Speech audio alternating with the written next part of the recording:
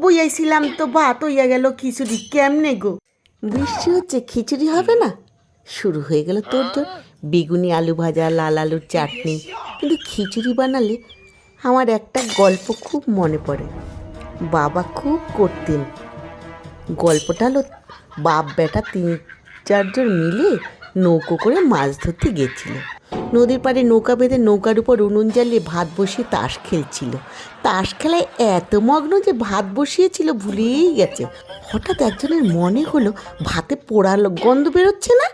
তাড়াতাড়ি চিৎকার করলো, আরে ভাতে পোড়া গন্ধ লাগছে, জল ঢাল। দিক বিদিক শূন্য হয়ে একজন তাড়াতাড়ি করে নদীর থেকে জল তুলে ভাতে দিয়ে দিল। ভালো করে নেড়ে চেড়ে আবার খেলতে বসে গেল।